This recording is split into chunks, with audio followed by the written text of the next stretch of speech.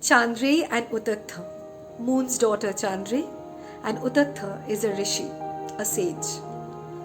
The story is about a love story between these two people. So let me straight away take you to a forest, a beautiful green forest, where Chandreyee stays with her grandfather Atri.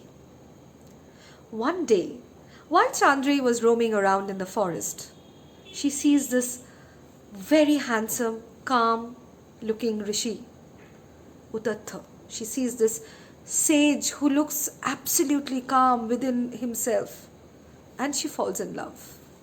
Hook, line, and sinker. And she doesn't know what to do about it. So, what does she do? She goes right into the middle of the forest, deep, deep, deep down, and she starts meditating and praying so that she gets Uthathwa as her husband. Her meditation is so strong that even Atri gets impressed by her. And Atri says, "Look, you've done what you wanted to do, that is meditate. Let me now take charge and let me go to Uthathwa and ask him whether he can marry you." Chandreyee is very happy. Grandfather taking charge, she really doesn't need to worry. So Chandreyee, packs sweets and food and fruits for Atri and says bye to him and says, "I hope you bring great news for me." And Atri says, "So be it." Atri is gone and Chandreyee is now alone in the forest, alone in the ashram. And there is a happiness in that waiting. But an incident starts happening every day. Every day, when she gets up in the morning and she opens the door of the ashram, she sees a lotus on her doorstep. Day one, she sees the lotus, admires it, looks around that who has kept it. And she thought maybe accidentally someone just must have kept it near her doorstep. Day two, again a lotus. Day 3, day 4, day 5, every day a lotus waiting at her doorstep. Chandreyee, first 2-3 days was very interested.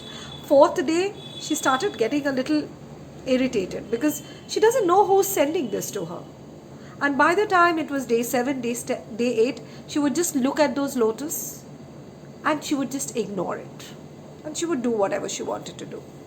Because all that she is waiting for is that news that Uthathwa wants to get married to her. And then the time comes when Atri is coming back to the forest. And Chandreyee doesn't know what news Atri is going to bring. Atri walks into the forest. Chandreyee stands in front of him and says, "What?" And right from behind Atri comes Uthathwa and says, "Let's get married." Can you imagine Chandreyee's happiness? Can you imagine Chandreyee's excitement? Because this is what she's wanted. She's meditated for this man, and this man says, "Let's get married." And Chandreyee says, "Yeah, of course." So Chandreyee is dressed in flowers, a beautiful sari and flowers around her hair, ornaments, jewelries, and right in the middle of all those trees, those birds, Chandreyee gets married to Uthathwa. With nature, with Atri, with moon, everybody blessing her. And the marriage happens beautifully. And then Uthathwa says, "Okay, Chandreyee, bye then, see you." And she says, "What? Bye?" And he says, "Yes, you meditated for me. Atri came to me. Atri came to my mother actually and said that you are meditating for me. And I thought, as a sage, as a rishi, I should really answer your meditation. And I've got married to you. But that doesn't mean that I want to be with you. That doesn't mean that I'm attracted to you. No. I have a different pursuit of life. I've done what I have had to do. And now it's time for me to say bye." And Chandreyee says, "What did this marriage mean to you then? Why are you doing this?" And he said, "I did because I had to. That was my duty. Because you are Moon's daughter and you have prayed for me and I'm doing what I'm supposed to do." And Chandreyee says that, "Okay, before going, can you just bless me? Can you give me an ashirvad? Can you just give me a nice blessing.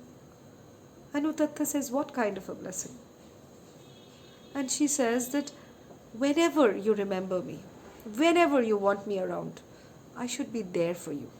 I should come running from wherever. I am there.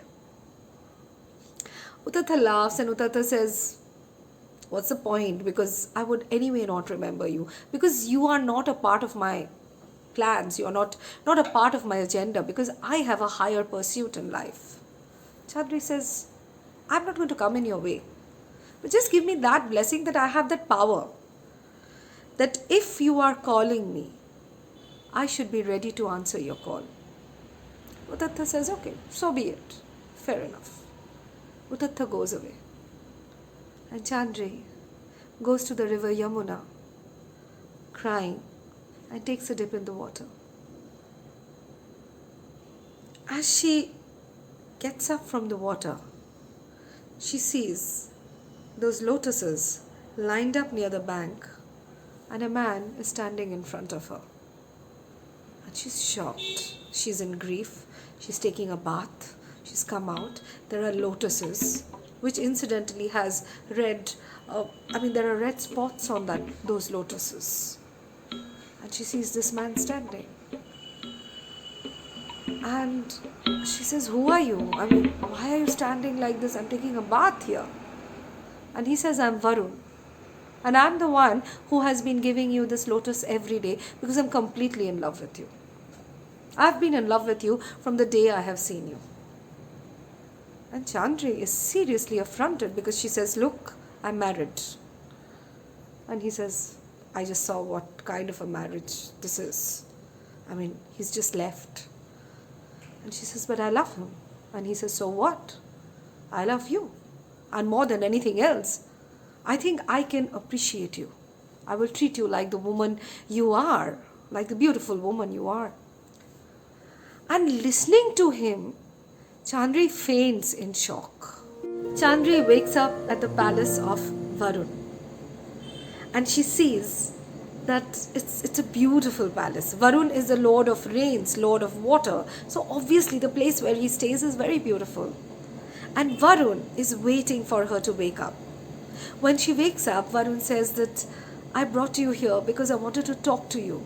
And I wanted to tell you that each and every day when I kept that lotus for you at the doorstep, my love for you became stronger and stronger and stronger and stronger. And today I've got you here so that you can accept my love. Here was a man who was telling her how much he cared. And her husband had left her saying that I'm not even interested in you. Maybe her loneliness, maybe the way Varun was, Chandreyee surrendered to the moment. Chandreyee surrendered to Varun, to the love that she felt for that moment for Varun. And they made love and both were very happy.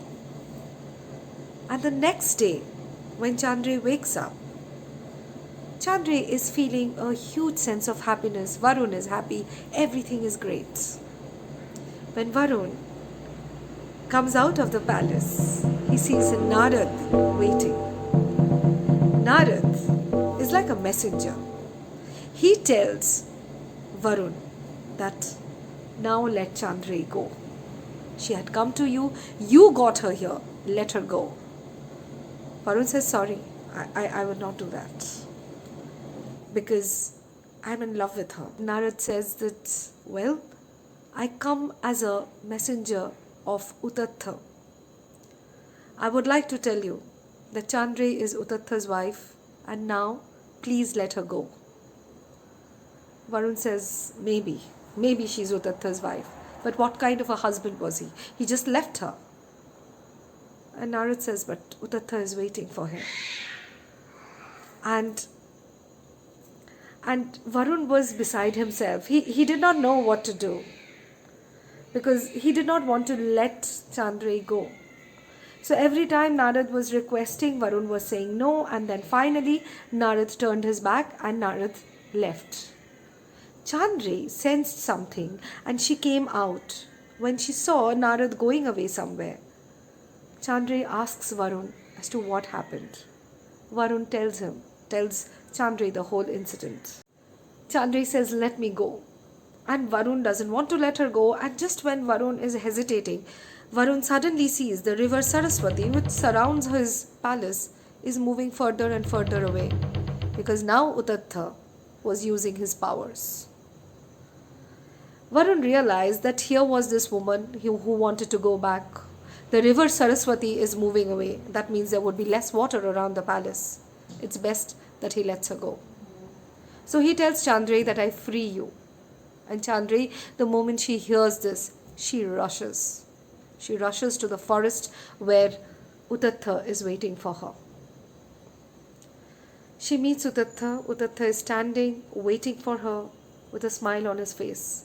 The person who had just left her, who had said that, I am going away for higher pursuits of life, was waiting for her. And he says that, maybe your love, your meditation, your sincerity won my heart. I want to be what you want me to be, the love of your life, your husband. Chandreyee is very happy. And she says, this is wonderful. But you also have to know that I stayed with Varun. I was with Varun. Uthathwa says, so? You were with Varun, but he was a lustful man who kidnapped you and, he raped you. And Chandreyee says, no. What you're saying is not true. Varun says, then maybe, he just forced you. You are this beautiful woman. You're the daughter of the moon. And who is Varun? He just somehow drugged you, he hypnotized you, and he made you do whatever you did. It is not your fault at all. But Chandreyee says, no. It's I don't know whether it was my fault or not, but what you are saying is not true. I was with Varun and I loved every moment that I stayed with him. Every moment that I spent with him was beautiful, and I did everything on my own accord. And now I have come back to you because I love you. It's up to you now.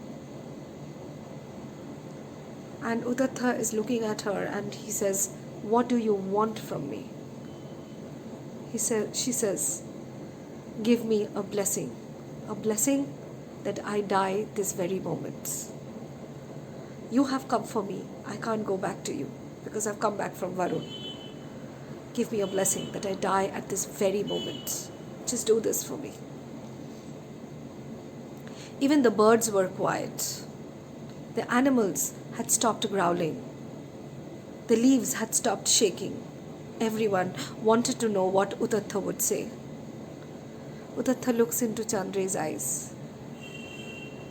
Those compassionate, sincere, and mostly those very honest eyes who never denied anything, who just said that I love you, but I loved also that moment that I spent with Varun. And Uthathwa utters those words and says, Chandreyee, I love you. And that's the only reality right now. There's nothing else. He holds Chandreyee's hands and they walk into the sunset. Chandreyee's love finally comes back to her forever.